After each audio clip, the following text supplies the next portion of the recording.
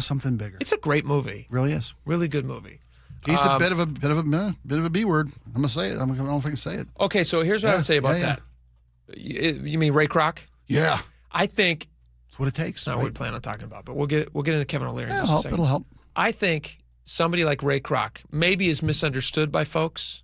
Okay. And it was a theatrical, dramatic That's the other thing. Interpretation. I think you have to turn him into a character that you're asking the audience. You're trying to make a judgment on this guy. Yeah. Is he caring only about industry and making money and all this stuff, or is there other stuff to him as well? And like at the end of the movie, they ask this basic question, like, is he just copying is he just basically stealing from other people and trying to make it into his own? Like even the very final speech he gives in the movie kind of is an amalgamation of those records that he was listening to in his early days when he's on the road. Like the self-help stuff. Yeah, learning how to sell. Then he ends up like giving a speech.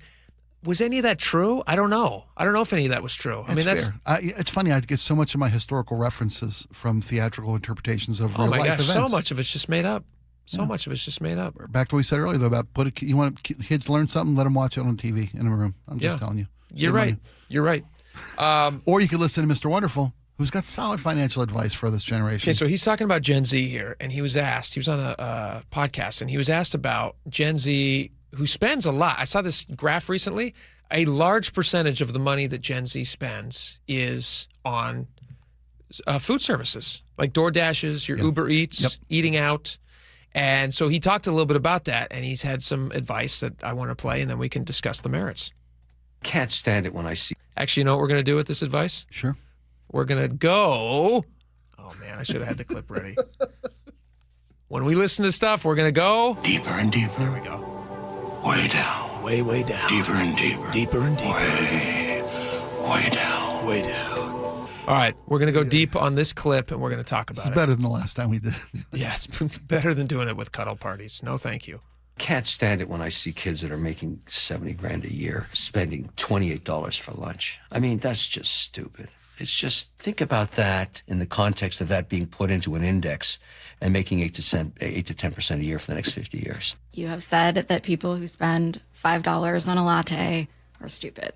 Yeah, I'm right. If you have a credit card balance that goes into the next month and you're spending $5 on a coffee, you're crazy.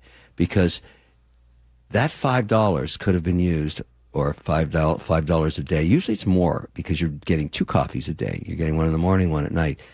If I'll give you permission to buy a coffee for $5 if you have no balance on your credit card at the end of the month. 23% interest.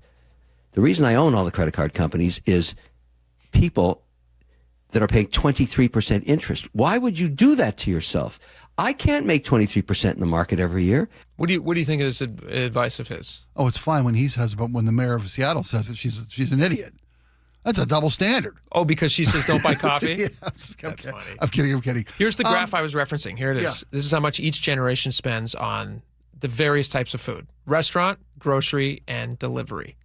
For baby boomers, they only spend 4% of their dollars on delivery foods. So it's quite a luxury item to have something delivered. 62% of their food budget is spent at grocery stores, and 34% is spent at restaurants. For Gen X, 9% on delivery, 53% grocery, 38% restaurant. You see where this is going. Millennials, 15% delivery, 46% grocery, 39% restaurant, and for Gen Z, it's 22%. Almost a quarter of their budget, food budget, goes towards delivery, 32 for grocery, 46 for restaurant. So the vast majority of their spending is food that they're not making themselves. Yeah. Good idea, bad idea? I think it's. You can't just look at those numbers without taking into account the fact that the reason baby boomers spend more on groceries because they have homes they can cook in. Well, because they have families they're feeding. I assume the Gen Z people live somewhere. Well, they don't have kitchens? Maybe not.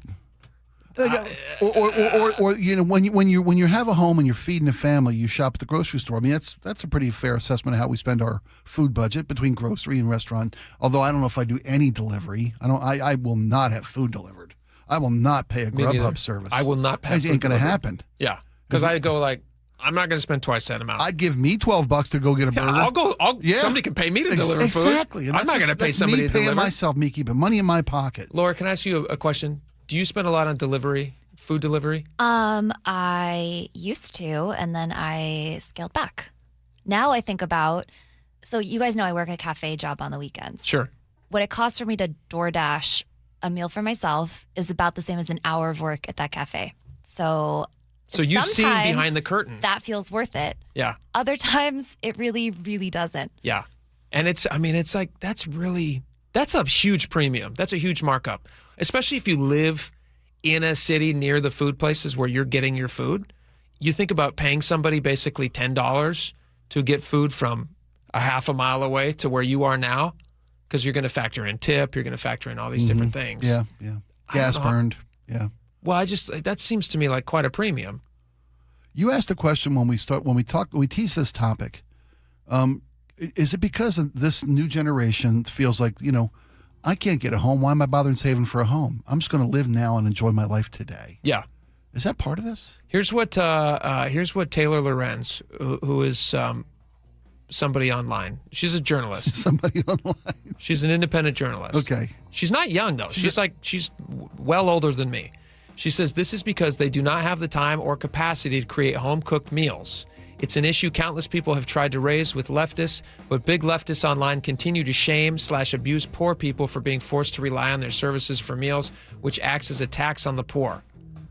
But it's a self-tax. If you're choosing to buy food from a food service, it's not like buying gas where you have to buy gas. If you're choosing to buy DoorDash when you could just go to the grocery store and make that food yourself, you're voluntarily giving that money away. You're spending your time. You're spending that money and saving your time. Yeah. Right? And it used to be that it was much cheaper to cook at home than it was to go to a restaurant, right? And then it got to the point that grocery prices got so much that it was almost a push. But lately, have you eaten out lately? Have you seen the increase in restaurant prices? I mean, grocery stores are so expensive too. They are, but restaurants are also crazy. It's nuts. Yeah. How much restaurants charge to dine in? We just took the boys out for dinner the other night. My wife and I are like, this is why we don't do this a lot. Because it's crazy. Yeah. But, I mean, sometimes it's worth it. But it feels like a splurge. The point that he's making is maybe have a little more caution with the money you're spending. Think long term. Think a little longer. Yeah. Now, I didn't know he owned all the credit card companies too. That's kind of. Well, he should be giving the opposite advice. He should be telling them keep buying those coffees on credit. Well, I tell you what, you're right. I hadn't thought about that. But if it's money out of his pocket when he gives these kids this solid advice. Yeah. So he knows, like, listen, there's a reason these companies make money. It's because they're charging massive interest rates. All right. Interesting stuff. We have text messages when we get back. We had a lot of good topics today, and we're going to hear from you next. So stick around. We'll be right back.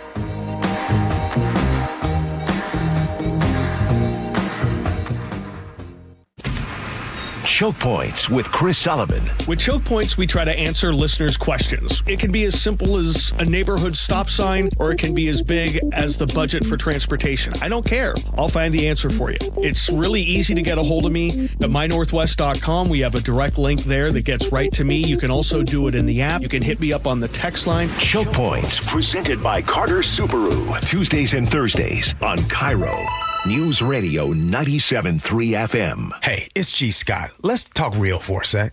Summer is supposed to be about